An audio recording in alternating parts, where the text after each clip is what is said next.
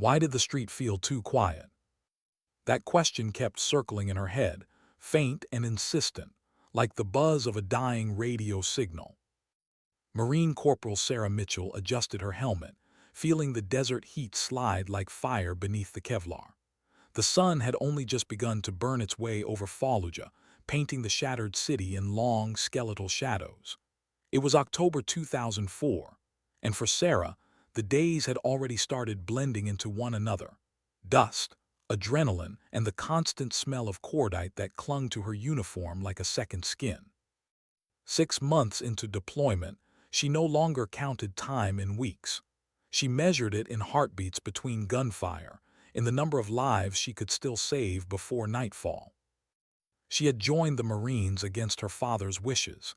He'd served in Vietnam and seen what war did to young faces, how it aged them before their time. "You're not built for that world," he had told her. "You care too much." But maybe that was why she'd gone, because she cared too much. At 23, she wasn't the strongest or the loudest, but as a combat medic, she was the one everyone looked to when everything fell apart. The one who could hold a dying man's hand and still keep her mind steady enough to save him. That morning, the squad's briefing had been short, the kind where you could hear the unspoken unease under every word. Sergeant Rodriguez had outlined the mission in clipped, cautious tones. A house-to-house sweep through a residential block flagged by intelligence as a possible insurgent supply zone. It sounded routine, at least on paper, but in Fallujah, routine didn't exist. Rodriguez was a good leader, calm, methodical, sharp, but even he couldn't hide the tightness in his jaw when he said, "Intel says this area's been quiet for 3 days." Quiet. That word alone made Sarah's stomach turn. Quiet in Fallujah didn't mean peace. It meant something was waiting. 12 Marines set out, rifles ready, eyes scanning rooftops. Sarah followed near the front, her medical pack heavy with supplies, tourniquets, morphine, gauze, IV fluids. Each piece of gear had a purpose, each pocket a memory of someone she had tried to save. The streets were narrow, lined with pockmarked walls and iron gates. Somewhere far off, a dog barked once and fell silent. A low wind pushed sand across the cracked pavement, whispering through broken windows like breath through teeth. By the third house, her gloves were already slick with sweat. They found nothing but frightened civilians, a mother clutching her son, a grandmother whispering prayers in Arabic. Sarah knelt beside a small boy who had cut his foot on a shard of glass. "It's okay," she murmured, cleaning the wound gently, bandaging it with the precision of someone who knew that mercy was its own kind of weapon here. The boy's mother thanked her in broken English, tears running through the dust on her cheeks. Moments like that made it bearable, the small reminders that compassion could still exist between uniforms and fear. But as the squad neared the fourth house, something shifted. The air thickened. The world seemed to hold its breath. The building stood taller than the rest, with narrow windows and a flat roof. Too many vantage points, too many angles of fire. Intelligence said the house had links to a local cell suspected of planning recent roadside bombings. Rodriguez gave hand signals. 2 Marines approached the door while the rest took positions around the perimeter. Sarah crouched behind a concrete barrier, 30 meters back, close enough to reach the wounded if anything went wrong, but far enough not to draw fire when the breach began. Rodriguez knocked first, speaking Arabic standard procedure to avoid shooting civilians. No answer. He knocked again, nothing. Sarah's pulse ticked faster. The door was unlocked. That in itself was wrong. Families in Fallujah always locked up tight. Rodriguez motioned the first Marine forward. The man pushed the door open and disappeared inside, swallowed by the darkness beyond. Another followed, then Rodriguez himself. And just like that, they were gone. Sarah exhaled slowly, scanning the rooftops through her rifle scope. The street was empty. No children, no laundry lines, no sound. The silence was too clean, unnatural. Her finger brushed the radio switch. "Rodriguez, it's Mitchell. Something doesn't feel right, I've got." The sentence never finished. The world erupted. A single rifle shot cracked the silence, then 20 more, overlapping like thunder in a storm. Dust exploded from the walls, and Sarah dove behind the barrier as bullets chewed through concrete inches from her face. The ambush hit with surgical precision. Gunfire poured from windows, rooftops, alleyways, every direction at once. "Contact, contact, multiple shooters," someone yelled through the comms. Sarah's heart pounded so violently she thought it might drown out the chaos. She lifted her head just enough to see the nightmare unfolding. The Marines were pinned down, trapped between crossfire lines the insurgents must have been preparing for days. "Rodriguez, report," she shouted into the radio. Static, then his voice strained, breathless. "We're hit. Second floor, they're all over us." Sarah's training screamed for calm, but her instincts screamed louder. 2 bodies lay sprawled in the street, motionless: Private Johnson, barely 19, and Corporal Davis, the father of 2 who had shown her pictures of his kids only yesterday. Her throat tightened, her hands trembled. Every cell in her body said, "Stay down." But every part of her soul said, "Go." She risked a glance. Johnson moved barely. A faint twitch in his leg, a flicker of life. The ground between them was a death zone, 50 meters of open asphalt, shredded by gunfire. Her breath came shallow and fast. She knew what that meant. He was bleeding out. If she didn't reach him now, he'd be gone in minutes. "Mitchell, don't you move," Rodriguez barked through the radio, but his voice was a world away. Sarah's hand tightened on the strap of her pack. She checked her tourniquets, grabbed gauze, IV line. Her heartbeat slowed, not from calm but focus. She made her choice. Then she ran. Bullets screamed around her, snapping past like hornets. She zigzagged, stumbling between fragments of debris. A round tore through the sleeve of her uniform. Another ricocheted off a metal gate inches from her head. Her boots pounded the pavement as adrenaline overrode fear. "Cover her, cover her," voices yelled through the comms. Marines opened fire from alleys and windows, trying to suppress enemy positions, but the street still lit up like a lightning storm. By the time Sarah dropped beside Johnson, she was gasping, half from exertion, half from disbelief that she'd made it alive. "Hey, Johnson," she whispered, "stay with me." His eyes fluttered open, unfocused. Blood soaked through his camo, pooling beneath him.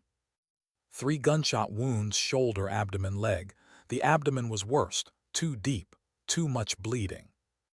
Sarah's hands moved automatically, bandages, pressure, IV. Every second counted. "Come on, stay with me," she muttered, voice shaking. "You're not dying here, not today." A bullet struck the ground beside them, spraying dust into her face.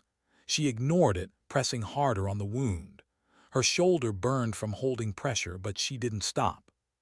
Johnson tried to speak. Something about home, about a girl waiting for him, but his breath hitched halfway. "Save it," Sarah said softly. "You can tell her yourself when we get back." Somewhere behind her, a Marine screamed. The radio hissed with overlapping voices, commands, panic. Then a deep booming sound. "RPG." "Down," she yelled. The explosion threw dust and shrapnel over them, the shockwave knocking her helmet forward. Ears ringing, she blinked through the haze and realized her shoulder was wet, blood. Her blood. She'd been hit. The pain didn't register, only the knowledge that she could still move. The bullet had gone clean through. "Lucky," she muttered, biting down a groan as she dragged Johnson toward a burned-out car nearby. Every inch felt like a mile. Her boots slipped on dust slicked with blood. Bullets still screamed around them, but inch by inch they moved. She collapsed behind the car's frame, gasping, her right arm half numb. Johnson was unconscious now, skin pale, pulse threadbare. The fuel tank above them was leaking gasoline. One spark, one tracer in. "Rodriguez," she shouted into the radio. "I've got Johnson, he's critical, we need evac." Static, then, "Hold position, air support's inbound, 10 mics out." 10 minutes? He didn't have 10 minutes. Sarah tore open another IV bag, her fingers slick with blood. Her hands shook now, not from fear, from fatigue. "Come on," she whispered, forcing the line in, fighting to keep his pulse alive. "Come on, Marine." The distant thump of helicopter rotors reached her ears, the low, rhythmic heartbeat of salvation. But still too far, too long. Her vision swam, her wounded shoulder screaming now, but she stayed locked on Johnson's face, willing him to live through sheer force of will. "Stay with me," she said again, almost a prayer now. Another explosion rocked the street. Debris rained down. Somewhere, Rodriguez's voice barked orders through the chaos. But to Sarah, the world had narrowed to a single point, the boy bleeding beneath her hands, and the faint sound of his breathing, fatting with each second. And then silence. No gunfire, no shouting, just wind. Sarah froze, waiting. She didn't trust it. The calm after battle in Fallujah never lasted long. She looked up, blood drying on her hands, sweat burning her eyes. The sun had climbed higher now, its light cutting through the dust like a blade. Her shoulder throbbed, her lips were dry. But her mind whispered one thought, one quiet realization. They weren't done yet. Somewhere beyond the smoke, something else was coming. What made her stand back up when everyone else stayed down? Even now, Sarah couldn't explain it, only that something inside her refused to yield. The street was a graveyard of smoke and silence, but silence in Fallujah was never real. It was the pause between storms. The air shimmered with heat and dust. Somewhere a broken door creaked in the wind. She pressed her back to the car's blackened frame and checked her rifle, half a magazine left. It didn't matter. Her job wasn't to fight. Her job was to keep breathing hearts beating. But one of those hearts, Johnson's, was slipping away. His lips were blue, breaths ragged. His pulse danced weakly beneath her fingers. She tightened the tourniquet around his thigh and whispered through gritted teeth, "Stay with me. You've come too far to quit now." The radio crackled again, static, then Sergeant Rodriguez's voice cutting through. "Mitchell, what's your position?" She pushed the transmit button with a blood-slick thumb. 30 meters south of target house, behind a burned-out sedan. Johnson's hit bad, abdominal wound, heavy blood loss. "Copy, hold position. We're pinned on second floor. Multiple tangos outside, trying to break contact." His words came out chopped and tense. Gunfire flared in the background of the transmission, close, too close. Then a sudden scream. Then silence. Sarah clenched her jaw. Every instinct told her to go for them, to help, to do something. But she couldn't leave Johnson. She looked at his pale face again, the slow rise and fall of his chest. The decision had already been made. She'd die here before she'd abandon him. The first mortar fell without warning. It landed somewhere behind the car. The concussion hit like a hammer, slamming her chest into her spine. Shards of concrete whistled past. She ducked instinctively, dragging Johnson tighter to her. "Jesus Christ," she muttered, ears ringing. The insurgents were bringing up heavier weapons now. Mortars meant coordination, meant planning. This wasn't random chaos. This was a trap built to kill. A second mortar hit closer. The shockwave flipped a door off its hinges across the street. Smoke filled the air. Sarah coughed, tasting metal and ash. "Rodriguez," she shouted into the radio, but the signal dissolved into static again. She peeked over the edge of the car. The once quiet street was now a funnel of fire. Muzzle flashes erupted from windows, tracers streaking across the air. Somewhere off to her left, a Marine screamed for a medic. Her hands trembled, her mind fighting the chaos for clarity. She'd been through firefights before, but this was something else. It felt orchestrated, like the city itself was watching, waiting to see who would fall next. "Okay," she whispered to herself, "focus." She went back to Johnson, checking his airway, his bleeding. His eyes flickered open for half a second. "Doc, you shouldn't have." She pressed her hand over his and forced a small smile. "You don't get to argue with me, Marine. That's an order." His mouth twitched, something almost like a grin, before his eyes rolled back. The sound of approaching aircraft rumbled faintly in the distance. Helicopters, close air support.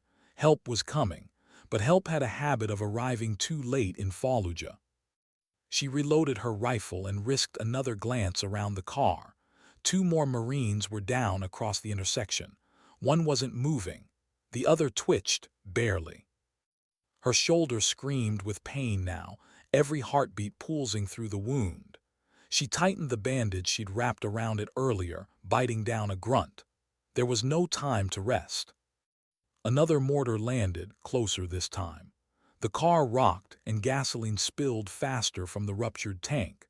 A tracer round hissed past, embedding itself in the street just feet away. If one of those hit the leaking fuel, she and Johnson would be vaporized. "Not like this," she whispered. She grabbed his vest straps and started dragging him again, inch by inch toward a cracked wall 20 meters away. Each movement sent a new bolt of pain through her shoulder, but she didn't stop. Sweat ran down her face, mixing with dust and blood. Come on," she hissed through clenched teeth. The radio erupted with overlapping voices, fragments of commands, reports, chaos. Then she caught it, Rodriguez again. "Mitchell, hold your ground. Reinforcements are en route. Captain Martinez's unit, they're 2 clicks out." 2 kilometers. It might as well have been 200. She looked up, the sky flickered with streaks of tracers. Helicopters swooped low, their guns roaring. The ground trembled as explosions tore through enemy positions. And then a scream of metal. An RPG slammed into the building Rodriguez's team was in. The entire second floor collapsed, sending up a wave of debris and fire. "Rodriguez," Sarah yelled into the radio. "Rodriguez, respond." Nothing. Her pulse raced, her throat went dry. For a moment, all she could hear was her own breathing. Then faint static. We're hit, trying to regroup, can't." The rest vanished. She pressed her forehead against the car door, breathing hard. Every sound in her headset had become a blur of panic and gunfire. Her hands shook as she rechecked Johnson's wounds. His pulse was barely there. "Hang on," she whispered again, though she wasn't sure whether it was for him or for herself. Then from the north, a movement. Figures appeared through the haze. Too fast, too fluid to be civilians. They darted between walls, rifles raised. Insurgents advancing. At least a dozen of them. "Shit," she breathed. Sarah grabbed her rifle and started firing controlled bursts, aiming low to keep their heads down. Her shoulder burned, every recoil like fire through muscle. But she kept firing. 2 dropped. 3 more ducked behind rubble. The magazine ran dry. Click. She reloaded with trembling hands, the last full mag she had. The radio crackled again, a different voice this time, distorted but calm. "Echo 1, this is Havoc. Air support 1 minute out. Mark your position with smoke." Smoke. She reached into her vest and pulled a red canister, but her hand was slick with blood. It slipped, clattering to the ground. She cursed under her breath, grabbed it again, pulled the pin, and tossed it into the open street. Red smoke billowed upward, curling through the heat haze like a signal flare to the gods. The insurgents saw it too. They opened fire with renewed fury, trying to kill the signal before the helicopters arrived. Bullets hammered the car. One shattered the side mirror. Another punched through the door, grazing her leg. She winced but didn't move. She needed to stay alive until those rotors came overhead. The noise came seconds later, the deafening roar of miniguns spitting from above. The Apache gunships tore through the enemy positions like lightning, their tracers cutting lines of fire through the smoke. The ground shook. Sarah covered Johnson's body with hers as debris rained down. "Stay with me," she muttered again, voice raw. "Just a little longer." When she lifted her head again, the gunfire had thinned. The air smelled of smoke, oil, and death. Through the haze, she saw shapes moving toward her. Marines. Reinforcements. "Medic, we got a medic," someone shouted. Sarah waved her good arm, signaling them. "Over here, he's critical." Two Marines sprinted over, one covering, the other sliding beside her. They checked Johnson's vitals, their faces grim. "Pulse weak, he's barely there," one said. "We need to move him now."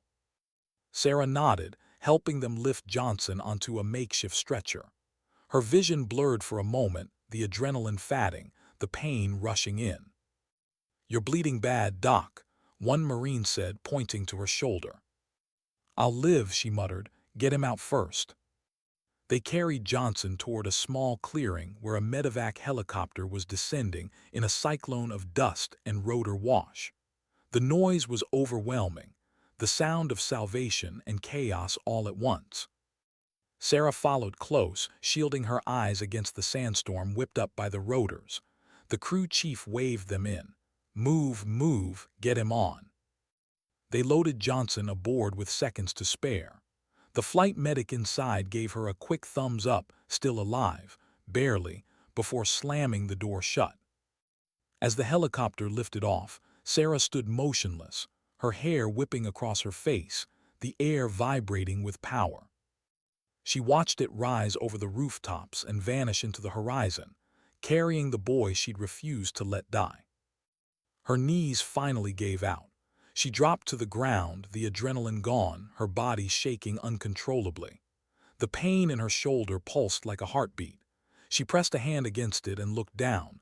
The blood was everywhere, thick and dark, but somehow distant. The world felt muffled now, like she was underwater. She could see Marines moving, hear distant shouts, but they sounded far away. Someone grabbed her arm, Captain Martinez, his uniform coated in dust and soot. His face was drawn, eyes scanning the street filled with bodies and smoke. "You did good, Corporal," he said, his voice steady but low. "You saved him." Sarah blinked at him. "Rodriguez." He hesitated before answering. "Alive, barely. We're pulling him out now." She nodded slowly, though her eyes burned. Relief, exhaustion, guilt, they mixed together until she couldn't tell one from the other. Around them, Fallujah burned. The street that had been so quiet that morning now reeked of cordite and gasoline. The city groaned like a wounded beast. Sarah stared at the blood on her hands, some of it hers, most of it not. She'd seen enough of it to know that each drop had a name, a face, a story that would never be told properly. The medics tried to pull her toward an evacuation vehicle, but she resisted for a moment, her gaze still on the horizon where the helicopter had disappeared. "Is he going to make it?" she asked. Martinez looked at her, then at the smoke trail fatting in the sky. "If anyone can keep him alive, it's you." She didn't answer, just nodded once and let them guide her toward the waiting Humvee. Her legs felt heavy, like they belonged to someone else. As they drove away from the burning street, she looked back one last time at the house that had started it all, the quiet house with its unlocked door. Something inside her changed in that moment. It wasn't relief. It wasn't pride. It was something quieter, harder to name, the weight of survival pressing down on her chest. Because she knew the truth now. In Fallujah, you didn't win. You just made it to the next sunrise. And somewhere, deep in her mind, a question began to take shape, one that would haunt her long after the smoke cleared. How many lives could she save before the war took hers too? Why did she wake up crying that night, when she hadn't cried during the battle itself? Sarah couldn't answer that. Maybe because silence was louder than gunfire when the fighting stopped. She sat up on her cot inside the field medical tent, drenched in sweat, her shoulder wrapped tight in fresh gauze. The morphine had dulled the pain, but not the memories. She could still smell the smoke of Fallujah, could still see Johnson's face, pale and fatting, as she'd fought to keep him alive in the dirt. The medics had cleaned her wounds, bandaged her arm, told her she was lucky. But luck didn't feel like this. It didn't feel like guilt and relief tearing at each other inside her chest. Outside, the night hummed with distant artillery. Every boom rattled through the tent, and every sound sent her pulse racing again. She survived. She'd done her job. That was supposed to mean something. But all she could think about were the ones she couldn't save. At dawn, Captain Martinez entered the tent, boots caked in dust, the smell of gun oil still on him. He gave her a nod, the kind of quiet nod soldiers give when words feel too heavy. "They're calling it the Fallujah Street ambush," he said softly. "You saved 3 Marines yesterday. You know that, right?" Sarah didn't look up. Her hands were clasped tightly in her lap, her knuckles white. "4 died," she said.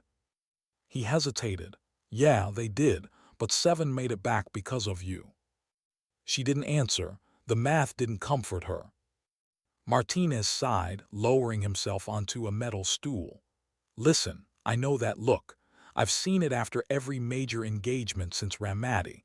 You think you could have done more." Her eyes flicked up. "Couldn't I have?" He didn't respond right away. Just studied her, as if trying to decide how much truth she could handle. "You did everything right, Corporal. The men who didn't make it." His voice trailed off, then steadied. "Sometimes the fight chooses for us. You don't get to carry it alone." But that's what combat medics did. They carried it. Every scream, every face, every heartbeat they couldn't restart. When Martinez left, Sarah sat in silence for a long time. Then she reached for her helmet, still smeared with dried blood and soot, and traced her thumb over the cracked edge. Later that morning, she walked back through what was left of the ambush site. The Marines had secured the area now. The enemy fighters were either dead or gone. The street was eerily calm, the kind of calm that felt disrespectful after what it had witnessed. Charred walls, bullet holes, the stench of cordite and burned metal. The same car she'd hidden behind was now a twisted frame, its fuel tank split wide open. She crouched beside a dark stain in the dirt, one of many. Her own blood, she realized, or maybe Johnson's, maybe both. She knelt there until her knees started to ache. Then she whispered, "We made it out." It didn't sound like victory. It sounded like survival. That afternoon, Rodriguez came limping toward her, his arm in a sling, his face pale. His team had barely escaped the building before it collapsed. 2 broken ribs, a concussion, and the look of a man who had seen too much. "Doc," he greeted softly, "heard you took a bullet for us." She forced a faint smile. "Wasn't intentional." "Yeah, well, you're still the reason any of us are breathing." He dropped onto the curb beside her, both of them staring at the wrecked street in front of them. For a while, neither spoke. Then he muttered, "You ever think this place just eats people?" Sarah looked at him. "Every day." The next few hours blurred into reports, cleanup, and evacuation prep. The dead were sent home in flag-draped coffins, their names carved into memory long before stone. That night Sarah wrote letters, the hardest part of her job. "Mrs. Davis, your son fought with courage until his last breath. He saved lives before losing his own." She paused, her pen trembling over the paper. How do you write about a man's death in a way that makes it hurt less? You can't. You just try to make it honorable. He wasn't alone. She finally wrote he was brave and he mattered. When she finished the last letter, her hands were shaking. She stared at the pages, 6 in total, and realized each one felt like a confession. A few days later, news came from Baghdad. Johnson was alive. The medevac crew had gotten him to the trauma unit just in time. Multiple surgeries, blood transfusions, and somehow, he'd pulled through. The doctors called it a miracle. Sarah exhaled for what felt like the first time in days. Relief spread through her chest, but it wasn't joy. It was something quieter, deeper, like a weight had shifted, but not lifted. She thought of his face, the color draining from it as she fought to keep him alive. She won that battle, but at what cost? The base psychologist called it survivor's guilt. Sarah called it reality. Weeks passed. Her shoulder healed. Her unit rotated to a new sector of Fallujah, less volatile but still dangerous. The lessons of that day stayed with them. Every alleyway was treated like a trap, every rooftop scanned twice. Fallujah taught you not to trust quiet. Sarah's instincts became sharper, colder. The men trusted her more now, not just as a medic, but as someone who'd proven she'd walk into hell to drag them out. They called her Doc Mitchell, said it with a mix of respect and superstition, like she was something between guardian and ghost. But she didn't feel like either. She felt tired. At night she still heard it, the sound of that morning, the way the first bullet cracked the silence open, the way the sky turned orange with fire. She didn't tell anyone that she still woke up gasping sometimes, her hand reaching for a rifle that wasn't there. A month later, Captain Martinez briefed the squad on new intelligence.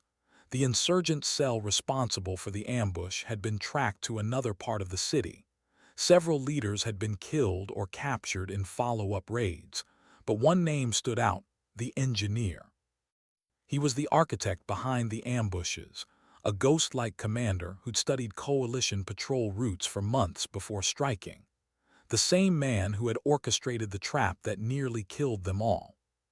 Hearing his name out loud hit Sarah like a punch to the chest. She didn't show it, but something inside her went rigid. Later that night, she sat alone outside the barracks, watching the sun dip below the ruined skyline.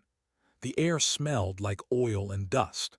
She thought about the engineer, whoever he was, how he'd planned that morning like a chess move, knowing exactly where they'd walk, where they'd fall.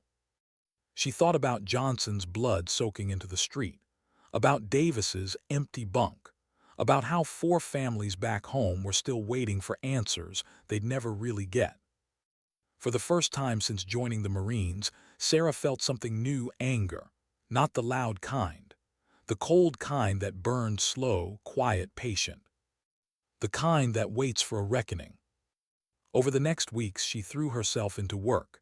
Every patrol, every mission, she moved like a machine, efficient and calm. But behind the calm, there was purpose.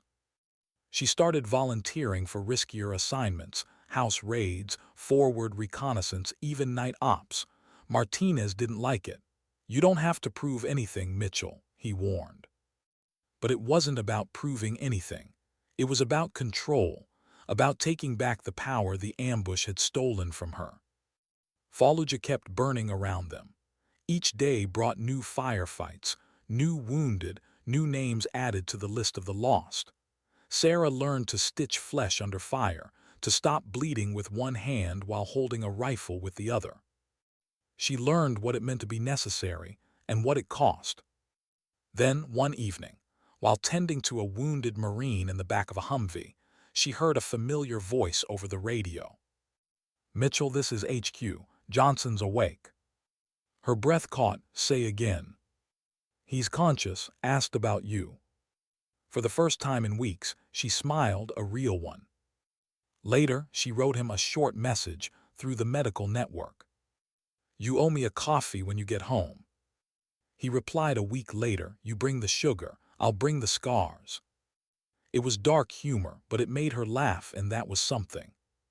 2 months after the ambush, she received orders for temporary attachment to a Navy SEAL recon team operating near the city's outskirts. They needed a medic with urban experience. Her name was on the top of the list. When the request came through, Martinez looked at her across the table. "You sure about this? SEAL missions aren't standard ops. You'll be deep behind lines." Sarah nodded. "I'm sure." He studied her for a moment, then gave a slow nod. "Then you watch your back out there." That night, as she packed her gear, she found herself staring at her reflection in a piece of cracked mirror. Her face looked older, harder. The girl who had arrived in Iraq with clean hands and bright eyes was gone. In her place stood someone who understood what silence before battle really meant. She zipped up her bag and looked at the blood-stained patch sewn onto her sleeve, the medic's cross. Fallujah had taken pieces of her she'd never get back, but it had given her something else too: purpose. And as the helicopter lifted off the next morning, carrying her toward the new assignment, she didn't look back at the base. She didn't need to. Because in some quiet, unspoken way, she knew the war wasn't done with her yet. And neither was she done with it. Why did she agree to go back into the same city that nearly killed her? Even Sarah didn't know anymore. Maybe it was duty, maybe it was guilt, or maybe, deep down, she wanted to finish something she hadn't realized was still unfinished. The chopper blades cut through the cool night air, throwing ribbons of sand across the Fallujah rooftops. Inside the dimly lit cabin, Corporal Sarah Mitchell sat strapped between two Navy SEALs, their faces hidden behind night vision goggles and blackened paint. They didn't talk much, just checked their weapons, adjusted their gear, and waited for the red light to change. Sarah glanced at them. They moved differently than Marines, quieter, more deliberate, like ghosts instead of soldiers. Each man radiated control, and each carried the weight of too many missions behind his eyes.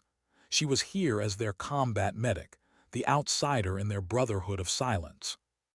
The team leader, Lieutenant Commander Hayes, leaned over the roar of the rotors. "You've seen more of this city than most. We hit hard, fast, and quiet. Stay close. You patch us up if it goes south. Copy." Sarah nodded, "Copy." Hayes studied her for a moment, then added, "And Corporal, I read your file, you've got guts. But this isn't a redemption tour. Keep your head clear." She didn't answer. She just checked her medical kit again, packed tight, everything exactly where it should be. Scissors, tourniquets, IVs, morphine, enough to save a life, or try to. The red light above the door flicked on. The intercom crackled. 30 seconds. Sarah's pulse quickened, but her breathing stayed steady. The fear was still there, it always was, but she'd learned to make room for it. Fear sharpened her focus. Then the green light hit. The SEALs moved like shadows, sliding down ropes into the darkness below. Sarah followed, boots hitting the ground with a soft thud. The air was thick with heat and the faint scent of gunpowder that never seemed to leave Fallujah. They moved through the ruins in silence, using hand signals instead of words. The mission, reconnaissance and intelligence gathering. The target, an apartment complex believed to be a logistics hub for insurgent operations. The same network, intelligence suggested, that had orchestrated the ambush 2 months earlier.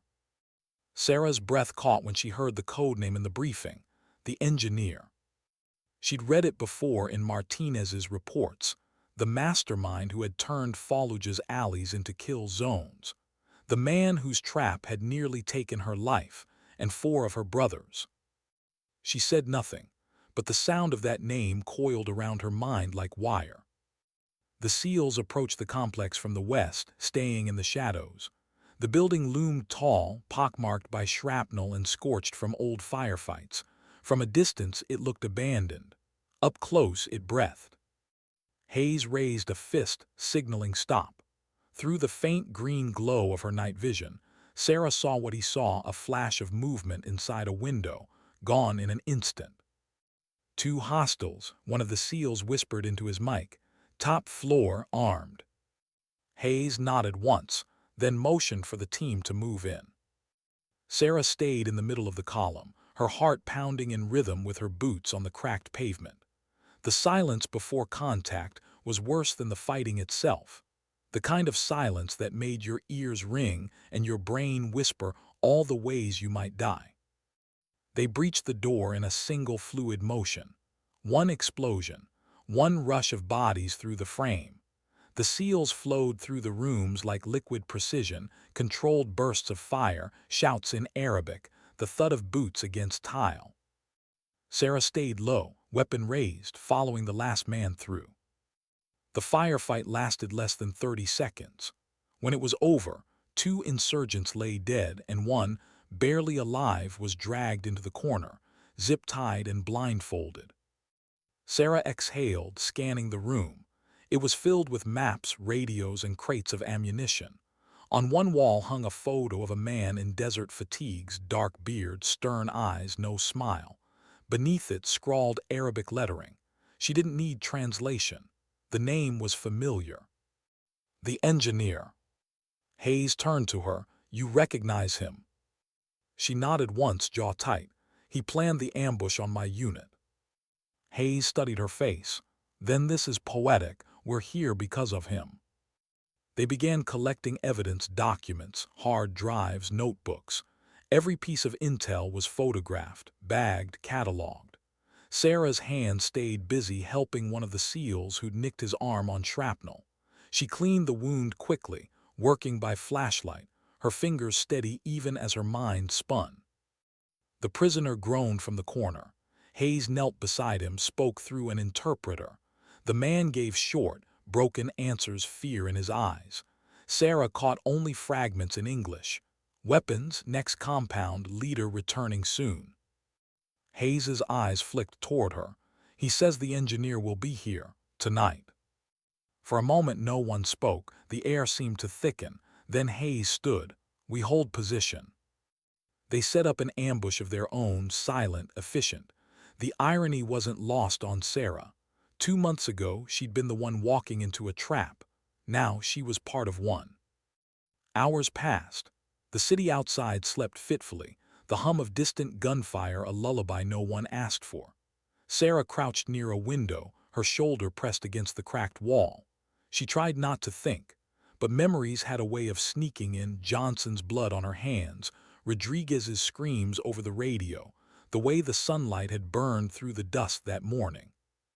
She rubbed at the small scar beneath her collarbone where the bullet had passed through. The skin had healed, the rest hadn't. Then footsteps. The SEAL nearest the window signaled movement outside. 3 men approaching the entrance, armed. Hayes whispered into the comm, all stations eyes on. The men entered the building. 2 stayed near the door. 1 walked deeper inside toward the room where Sarah waited. He stepped into the light. It was him, the engineer. You could tell from the way the others deferred to him, his posture, his confidence. He wasn't just another fighter. He was a planner, a man who saw the battlefield like a chessboard. Hayes moved first, now. The room erupted, suppressed gunfire, shouts in Arabic. In seconds, 2 men were down and the engineer was on the floor, clutching his side where a bullet had grazed him. Hayes barked orders and the SEALs swarmed, restraining him before he could reach his weapon. Sarah's pulse spiked, but her body moved on instinct. She grabbed her kit and dropped beside him. Blood seeped through his fingers, dark and thick. Hayes crouched beside her. Can you keep him alive? She met his eyes, then looked down at the man who had orchestrated her worst day in Iraq. I can, she said quietly, but I don't want to. Hayes's voice was calm but firm. We need him talking. Do your job, Corporal. Her jaw tightened. She took a breath and pressed gauze into the wound. The engineer winced, his dark eyes locking on hers. For a moment, time blurred. He didn't know who she was, but she did. She thought of Johnson, barely breathing, of Davis, lying still in the street, of the way she'd prayed for 1 more minute to save them. And now this, the man who had caused it all, bleeding under her hands.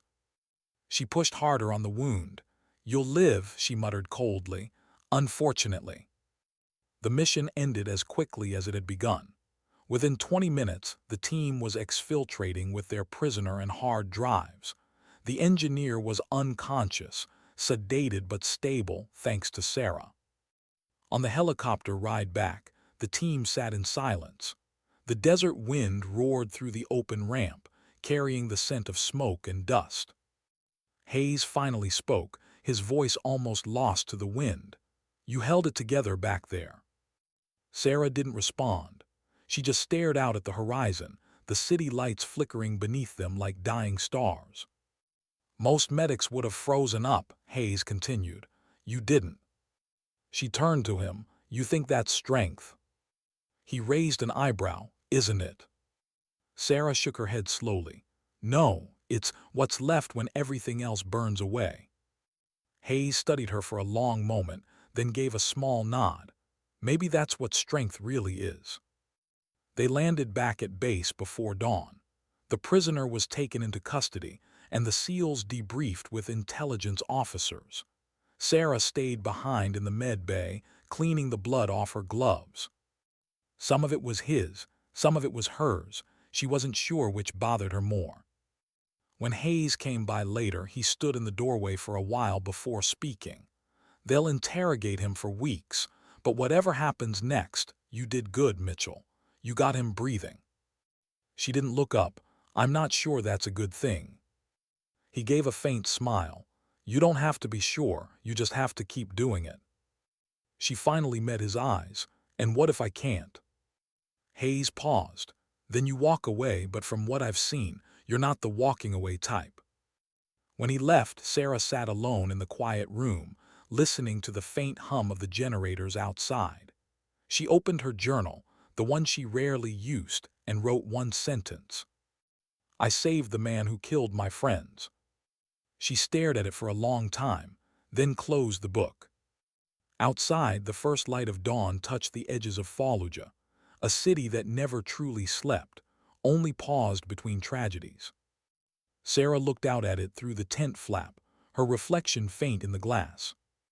She wasn't the same medic who had arrived months ago, full of hope and purpose. She was something else now, harder, quieter, more dangerous in her own way. And deep down, she knew this wasn't the end of her story.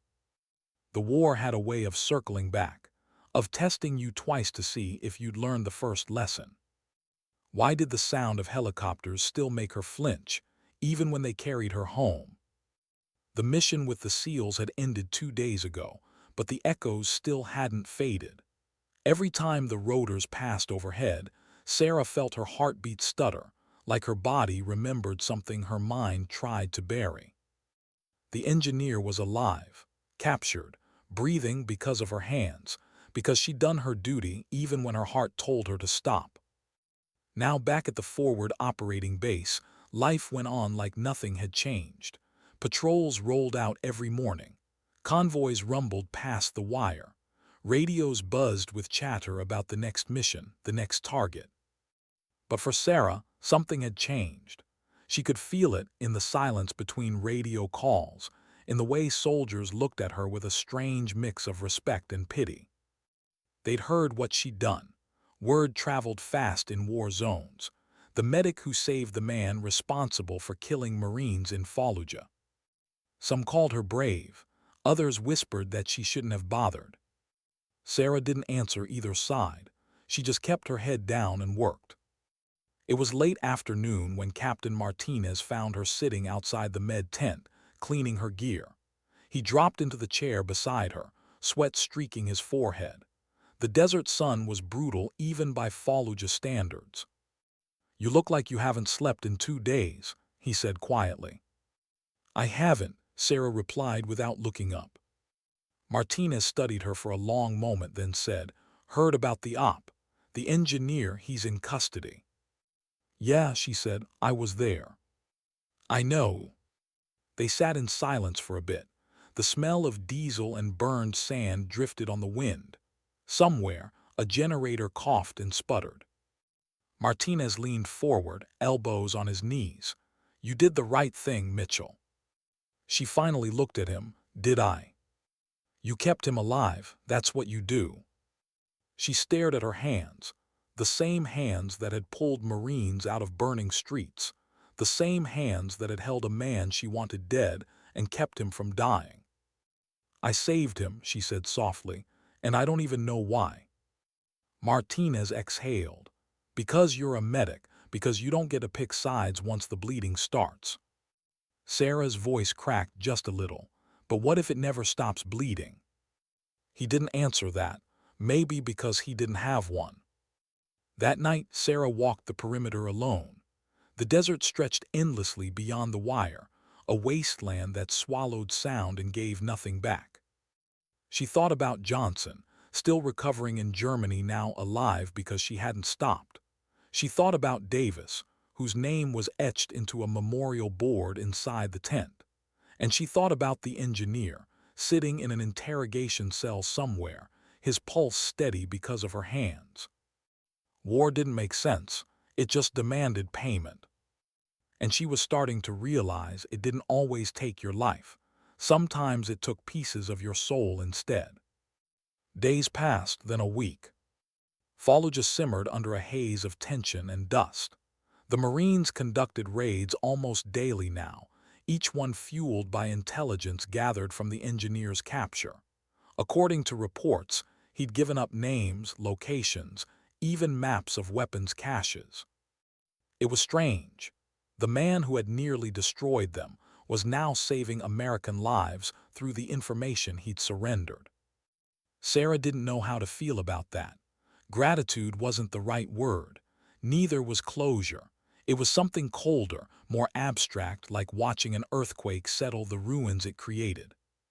She spent her days working triage, patching up Marines after patrols, and writing letters to families she'd never meet. One evening, as she was finishing paperwork, a corporal from the communications tent appeared at the door. "Ma'am, you've got a call, secure line." She frowned. "Who's calling?" The corporal hesitated. "Lieutenant Commander Hayes, ma'am, says it's urgent." Sarah found him on the other end of the secure radio, his voice steady as always but with an edge she hadn't heard before. "Mitchell, we're spinning up a new op. We need you." She blinked. "I thought my assignment with your team was temporary." "It was," Hayes said. "Until now. We're going after what's left of the engineer's network. His intel led us to a safe house outside the city, weapons, high-value personnel, the works. Command wants a medic on site, someone who's seen the kind of chaos Fallujah throws at you. That's you." Sarah hesitated. "You sure about this, sir? There are other medics." "Not like you," he cut in. "You've already walked through their fire and lived. That matters." Her pulse quickened. "When do we leave?" 0400, pack light. The line clicked dead. Sarah didn't sleep that night. She sat on her bunk, the dim glow of a single lamp casting her shadow long across the floor. It should have felt like redemption, another chance to finish what had started months ago. But it didn't. It felt like something deeper, more dangerous, like the war wasn't done testing her yet. She packed her kit methodically, checking every piece twice.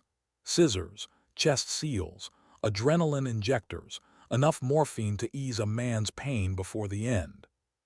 When she closed the zipper, she paused. Her hands hovered over the medical cross stitched onto her pack, faded, worn, but still visible through the grime. She thought of her father then, the way he'd looked at her the day she enlisted. "War doesn't care about courage, kid. It just keeps score." She wondered what the score looked like now. At dawn, the SEALs were already assembled by the helipad, silhouettes against a pale orange sky. Hayes gave her a nod as she approached, his expression unreadable. "Glad you showed," he said. "I said I would." He smiled faintly. "Yeah, but I didn't expect you to mean it this much." The team loaded up. The helicopter lifted off, skimming low over the wasteland as the city faded behind them. Sarah stared out the open door, wind whipping her hair back, her heart steady in her chest. She wasn't afraid this time, not like before. Fear had turned into something else, acceptance. Whatever happened tonight, she'd chosen to be here. They landed in the shadow of a ruined mosque, 2 clicks from the target compound. The SEALs moved out in tight formation, their movements precise and wordless. Sarah followed close, her boots silent on the sand. The compound came into view, 3 buildings surrounded by crumbling walls. Heat shimmered above the rooftops. Hayes held up a fist, "Breach on my mark." The silence stretched, then boom. Explosives shattered the night. The SEALs poured through the breach like water through glass. Gunfire erupted instantly, short, surgical bursts. Sarah ducked behind a low wall, adrenaline roaring through her veins. Left side clear. Contact rear building. 2 down. She stayed low until Hayes waved her forward. Inside, smoke hung thick in the air. Spent casings glimmered on the floor. One SEAL lay slumped near the doorway, blood spreading fast from his thigh. "Mitchell," Hayes called, "we've got one down." Sarah sprinted over, dropping beside the wounded man. "Arterial bleed," she said automatically, applying pressure. "I need a tourniquet now." Another SEAL tossed her one. She cinched it tight above the wound, feeling the man's pulse slow beneath her fingers. "Stay with me," she muttered. "You're fine, you're good." The man groaned, pain etched across his face. "Doc."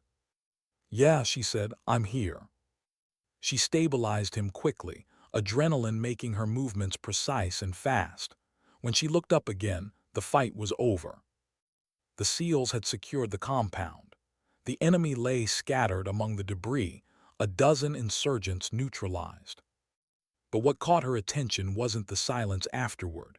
It was the sound of crying, muffled, faint, coming from one of the side rooms. Hayes motioned for her to stay behind him as he approached the door. He kicked it open and froze. Inside were 3 women and 2 children, huddled together in a corner, terrified. One of the children, a boy no older than 8, had blood on his arm. Sarah stepped past Hayes before he could speak. "Let me," she said softly. She knelt beside the boy, speaking gently, slowly, using the few Arabic words she knew. He flinched at first, but when she smiled, a real smile, he let her touch his arm. The wound wasn't deep. She cleaned and bandaged it as carefully as if he were one of her own. When she looked up, one of the women, maybe the boy's mother, whispered something in Arabic she didn't understand. But she didn't need to. The gratitude in her eyes said enough. Sarah stood, wiping her hands on her uniform. For a moment the war fell away, replaced by something simple, human. Hayes watched her quietly. "You ever stop?"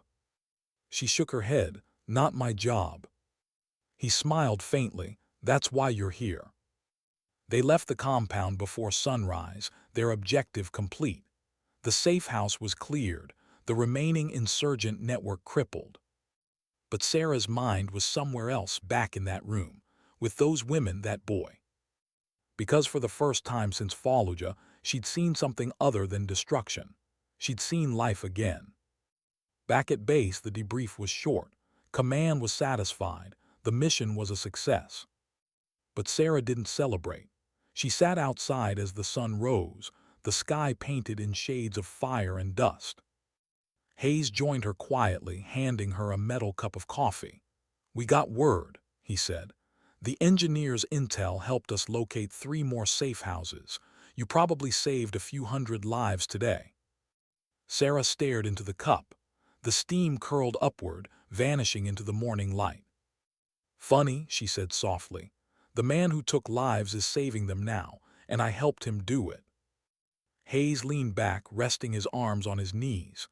"That's war, Mitchell. It's ugly, but sometimes it balances itself."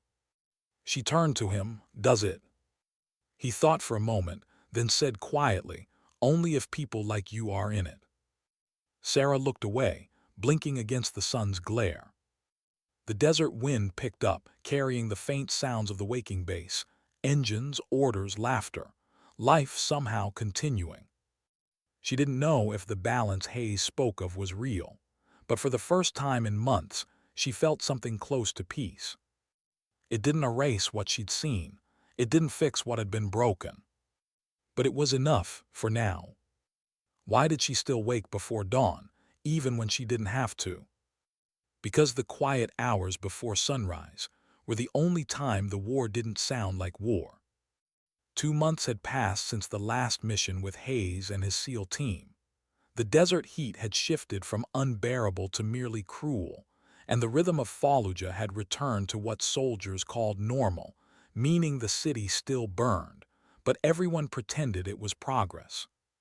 For Corporal Sarah Mitchell, every day was a test of endurance more than courage. She had stopped counting missions, stopped keeping track of days. What she did keep track of were the lives that crossed her hands, the broken, the burned, the breathing.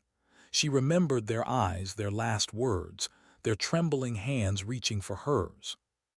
Her shoulder had healed almost completely. The scar was small, smooth, and pale against her skin, a mark no one would notice unless they knew where to look. But inside, she still carried a weight that didn't fade with time. Fallujah had a way of keeping its ghosts close. That morning, she stood on the roof of the forward operating base, watching the city below. The call to prayer drifted faintly from somewhere beyond the walls. It was haunting and beautiful in its own way, a reminder that life continued even in the ruins. "Can't sleep again?" a voice asked behind her. She turned. It was Captain Martinez holding 2 cups of instant coffee. He handed her one, then leaned on the railing beside her. "Sleep overrated," she said, forcing a smile. Martinez nodded, staring out at the skyline. "You know Command, talking about rotating us out. New units coming in next month." Sarah blinked. "We're leaving Fallujah." "That's the plan. You've done more than enough here." The words should have brought relief, but instead they felt strange, hollow. Fallujah had become her entire existence. The noise, the fear, the faces, they'd all fused into her identity. What would be left when it stopped? She looked at Martinez. "What about the SEALs?" "They're still running ops in the region. Hayes' team been working deeper in-country. I heard they've taken down half of what's left of the engineers' network." Sarah nodded slowly. "Good." "Good," Martinez gave a dry laugh. "You mean that?" She hesitated, then shrugged. "I don't know. Maybe I just want to believe that all of this mattered." Martinez didn't argue.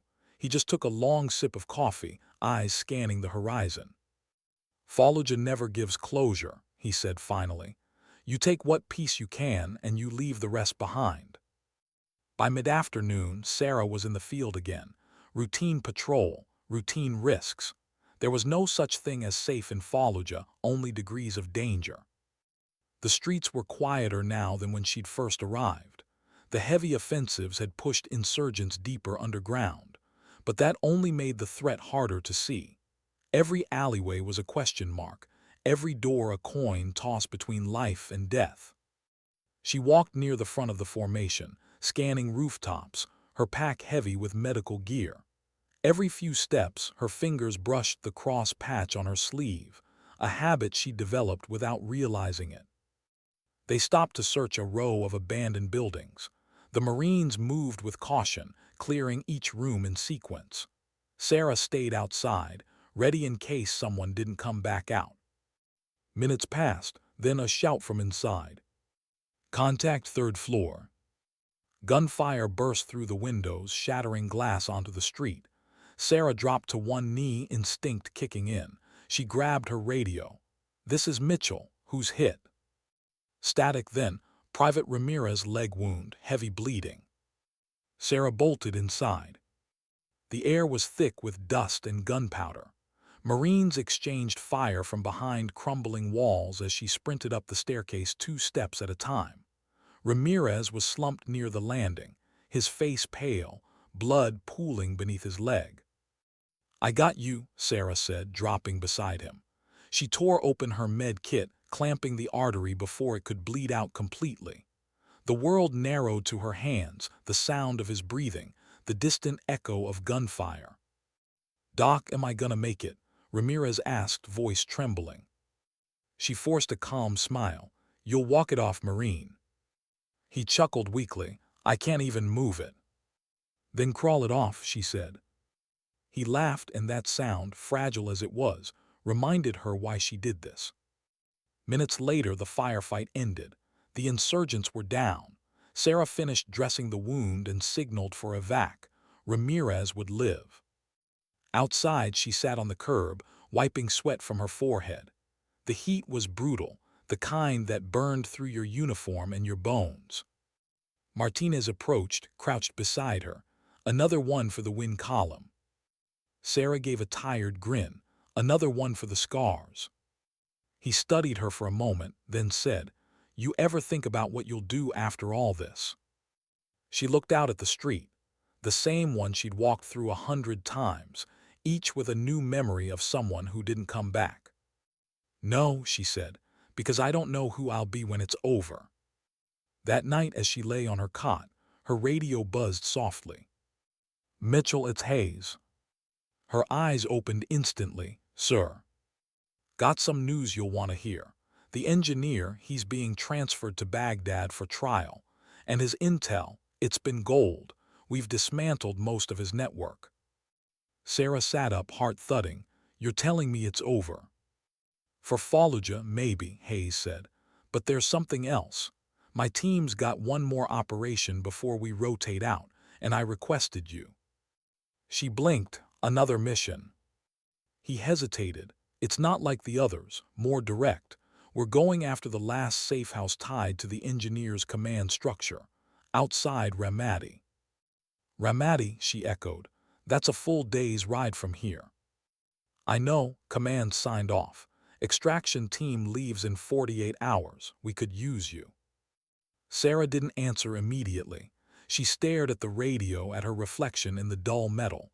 The logical part of her screamed to decline. She'd done her part. She earned her ticket home. But something deeper, something quieter pulled at her.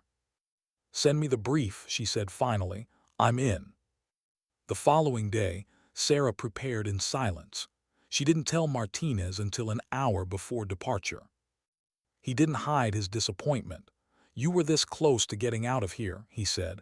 You've done enough. She met his gaze steadily. If I leave now, I'll always wonder what I didn't finish. Martinez shook his head. You're chasing ghosts, Mitchell.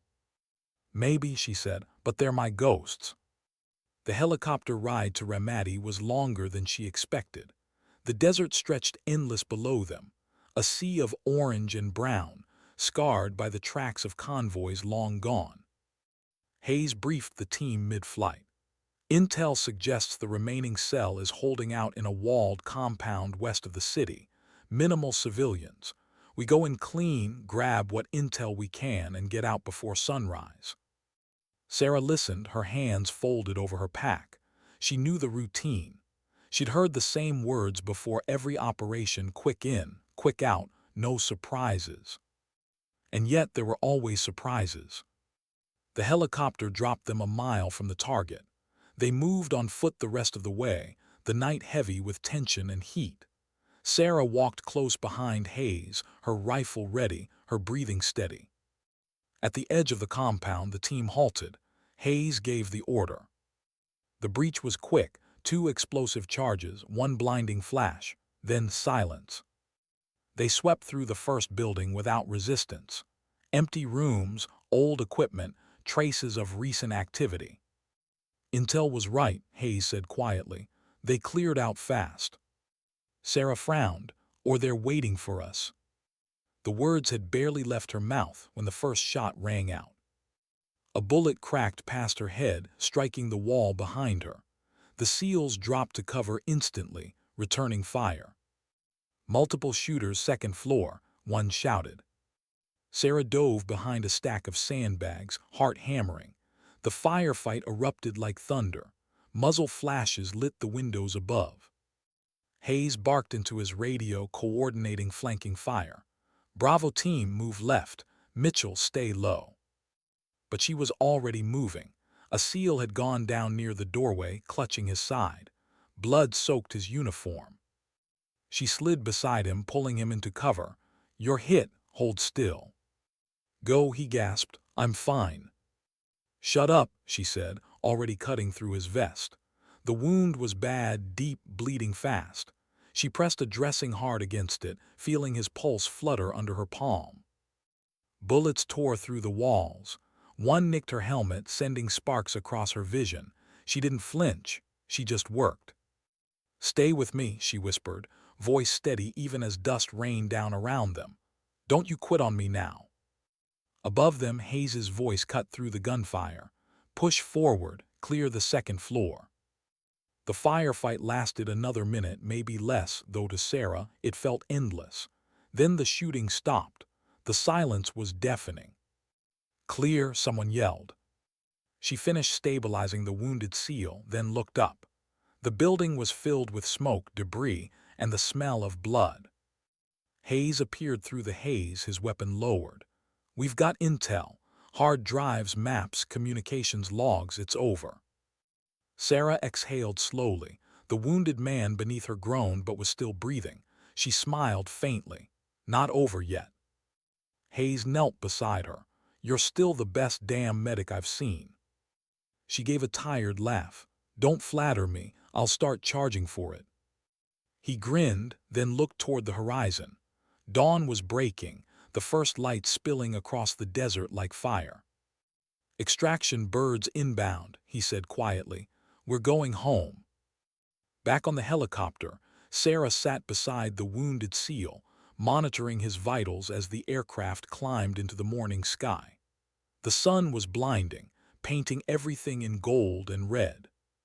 Hayes leaned toward her over the roar of the rotors. This was the last op. We're done here. Sarah nodded, her eyes fixed on the horizon. You really think it's over? He smiled faintly. For now, but you're built for this. You'll keep saving people even when the war ends. She didn't answer, just stared out at the endless desert, the same one that had tried to bury her, the same one she'd survived. As the helicopter banked toward base, the light caught the scar on her shoulder, a small, quiet reminder that she'd been hit and kept going. And maybe that was the truth of her story, not that she'd survived the ambush or captured the man who caused it, but that she'd kept showing up after. Because sometimes, survival isn't just staying alive. It's choosing to keep saving others when you're not sure who's saving you. Why did she feel more afraid of leaving than she ever was of staying? The war was ending for her, at least, that's what the orders said. The Marine rotation out of Iraq was confirmed. Corporal Sarah Mitchell was officially listed for departure in 72 hours, 3 days. After nearly a year of bleeding, saving, losing, and surviving, she'd finally get to go home. But what did home even mean anymore? The idea of silence scared her more than bullets did. She didn't remember what it felt like to wake without an explosion somewhere in the distance, or to walk without armor pressing against her ribs. War had carved itself into her rhythms. She wasn't sure who she was without it. The desert wind carried the smell of dust and diesel as she packed her gear for the last time. Her uniform was faded, sun-bleached, the fabric rough from months of sand and sweat. She tucked her journal into the side pocket of her pack, the one she'd written in after every mission, even the ones she wanted to forget, especially those. As the sun sank over Fallujah, the base glowed in muted orange light. Soldiers moved in slow patterns, their faces half-shadowed by exhaustion. A few joked around by the mess tent, laughter breaking through the heavy air. It almost sounded normal. Almost. That night Sarah couldn't sleep. The cot felt wrong. The air felt too still. She sat outside her tent, boots half-laced, watching the horizon fade into black. Somewhere far off, artillery thundered, a dull reminder that the war didn't stop just because her orders said it did. Her radio crackled softly. She frowned, lifting it to her ear. Mitchell. It was Hayes. His voice was quieter than usual, almost hesitant. Sorry. Didn't wake you, did I? I don't sleep much, she said. What's going on? There was a pause, then, we're spinning up one last op, off the books, small team. Sarah felt her stomach tighten. Off the books. Command doesn't know yet. Or maybe they do, and they're pretending not to. Either way, we've got an informant from the engineer's circle who wants to talk. Claims he's sitting on intel about a planned attack, something big. He'll only meet face to face. She didn't speak, the silence stretched. Hayes continued, we can't ignore it, but it's deep out, halfway between Ramadi and the Syrian border, too hot for a regular unit. You want me to come, she said quietly. I didn't say that. You didn't have to. He sighed, the static of the radio carrying his breath. Your wheel's up in 3 days, I get it. But I trust you, Mitchell. You've seen how these people move, how they think. You know what's real and what's bait. She stared at the ground, the dirt glowing faintly under the base lights. And if it's bait, then we'll deal with it like we always do. Her voice softened. You sound like you already know it is. Another pause. Then Hayes said, "Meet me at the South Pad, 300, bring your kit." The line went dead. Sarah sat there for a long time after, the radio still in her hands. She could walk away, she should walk away. She earned that right. But something about Hayes's tone told her this was different. Not another sweep and clear. Not just another hit. Something heavier, something personal. By 2:45 a.m. she was on the helipad. The air was cold for once, the stars scattered across the sky like glass. Hayes was already there, strapping gear into the helicopter. 2 SEALs stood nearby, men she recognized from earlier missions. They didn't speak. They didn't need to. When Hayes saw her, he just nodded. "Didn't think you'd actually come." She shrugged. "You knew I would." He gave a small smile. "Yeah, I guess I did." They lifted off into the night, no running lights, no calm chatter, just the rhythmic beat of rotors cutting through silence. The desert below was endless and black. Sarah sat across from Hayes, her kit between her boots. "What's really going on, sir?" she asked over the noise. Hayes met her gaze. The engineer's death left a power vacuum. His second-in-command, they call him the preacher, took over the remaining cells. This informant claims the preacher's planning something within days. Civilian target. Big. Sarah's jaw tightened, and command doesn't believe it. "Command believes a lot of things, mostly the wrong ones," he said. She nodded slowly. "So we verify it ourselves." "Exactly." They landed an hour before dawn in an isolated stretch of desert. Nothing but rock, sand, and the faint outline of a crumbling farmhouse in the distance. The air smelled of dust and old oil. Hayes motioned for silence. The team fanned out, approaching the building carefully. The informant was waiting. A man in his 40s, thin, nervous, eyes darting constantly. His hands shook as he spoke through the interpreter. "The preacher moves tonight," he said. "His convoy leaves from Al-Karim. They plan to attack your base, mortars, explosives, inside 24 hours. Hayes frowned. "How do you know?" The man hesitated. "Because I built the mortars." Sarah felt her stomach twist. There was something off in his tone, not guilt, not fear, something colder. Hayes noticed it too. "You built them." The man nodded. "Yes, but I don't want blood anymore." Hayes studied him for a long second, then asked, "Where's the preacher now?" The man's eyes flicked toward the window. That's when Sarah heard it, the low rumble of engines outside. "Contact," one of the SEALs shouted. Bullets shattered the windows before anyone could react. The room erupted into chaos, sand and plaster exploding into the air. Hayes shoved the informant to the ground, shouting orders. "Ambush, move, move." Sarah dropped behind a broken wall, heart pounding, instinct already taking over. One SEAL was down, hit in the chest plate. Another returned fire through the window. Outside, headlights cut through the dust, 3 trucks, armed men pouring out.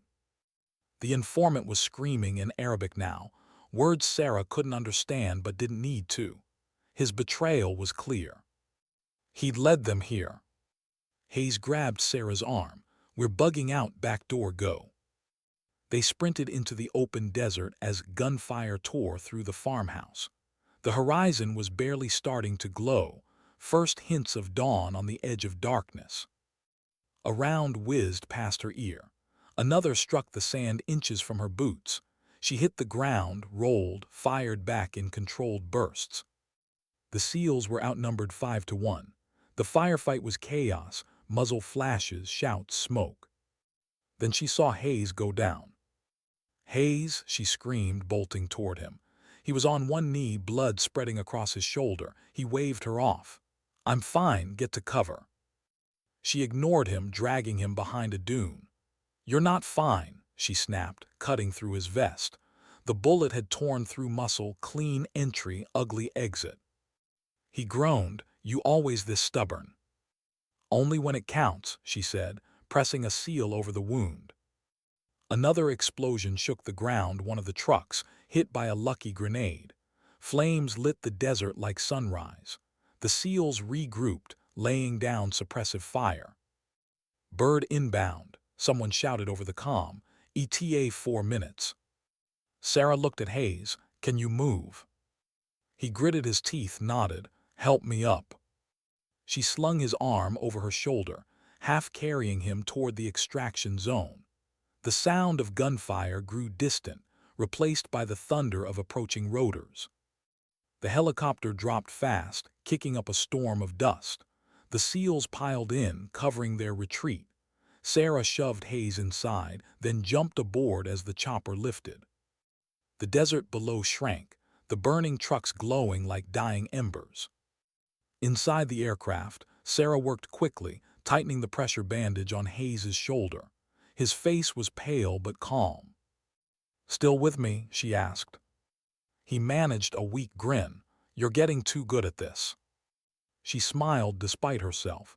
"You say that like it's a bad thing." He chuckled, then coughed. "You could have left me." "I don't do that," she said softly. For a moment there was only the sound of the rotors and the wind. Then Hayes said, "You were right about the informant. It was bait, but we've got what we needed: confirmation. Command will move on the preacher now." Sarah nodded. "Good, maybe it ends here." He looked at her, eyes half open. "You really believe that?" She didn't answer. She just kept her hand on the bandage, keeping pressure, keeping him breathing. They landed back at base as the sun rose. Hayes was rushed to the medical tent, still conscious, still cracking jokes to the end. Sarah stayed with him until he was stable. Only then did she step outside, into the blinding light. The air was warm already. The base was waking up, trucks starting, soldiers forming lines, life continuing like always. She stood there for a long time, letting the wind whip through her hair, eyes closed. She'd been hit 14 times in Fallujah. She survived ambushes, explosions, betrayal. And yet somehow this moment, standing in the aftermath of it all, felt heavier than any wound. Maybe because survival wasn't about getting through the fight. It was about what came after, about facing the silence once the gunfire stopped.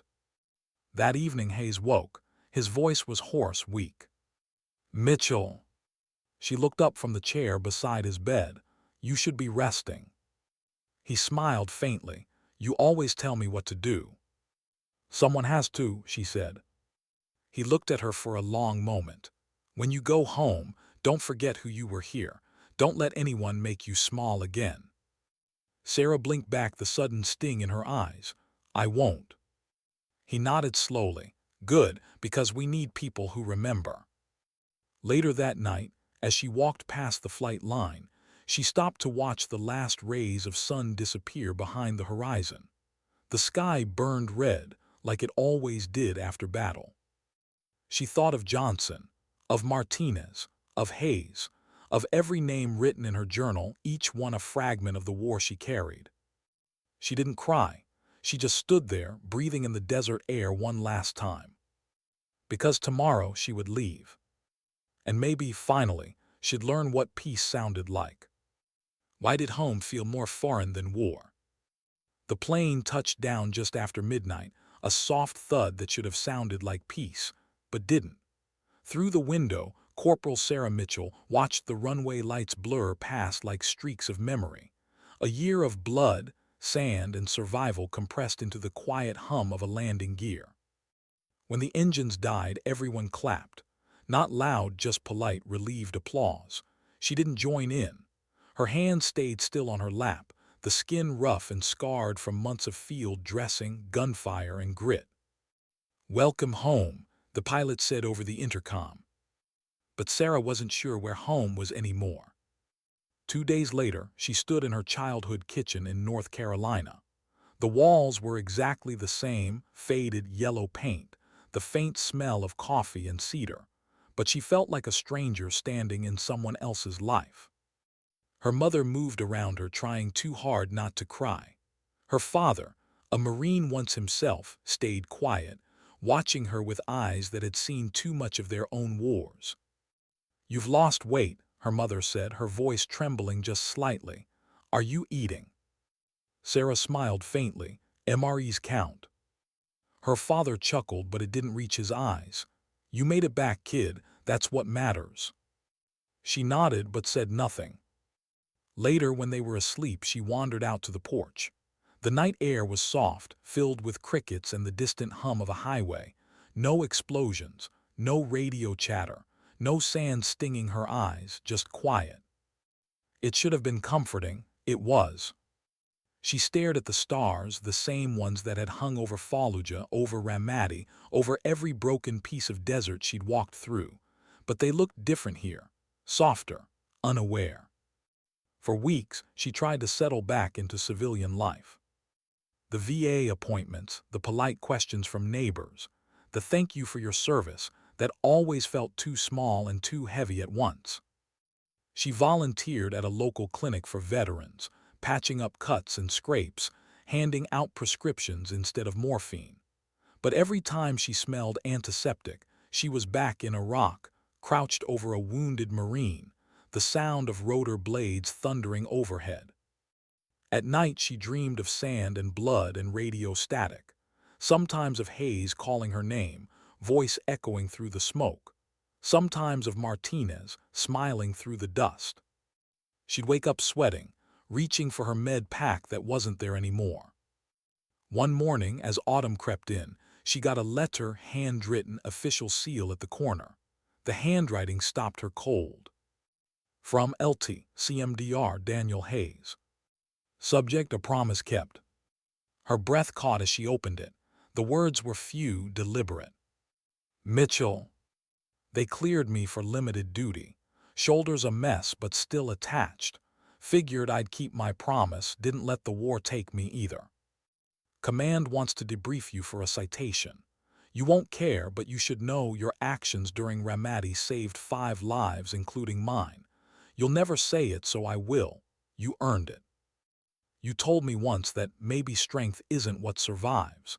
Maybe it's what's left after everything burns away. You were right. DH. She read it twice, then again, then folded it carefully and slid it into the pocket of her jacket, the same jacket she'd worn in the field. For the first time since coming home, she felt something shift. Not peace exactly, but direction. A month later, Sarah found herself standing before a class of young recruits at a local Marine training center, not as a medic, not as a soldier, as a mentor. She didn't plan it, it just happened. One of the instructors, a friend of her father's, had asked her to speak. She refused at first. I'm not a hero, she'd said. Good, he replied. They don't need heroes, they need someone real. Now, as she looked at the line of faces in front of her, men and women barely 20, she saw reflections of her younger self.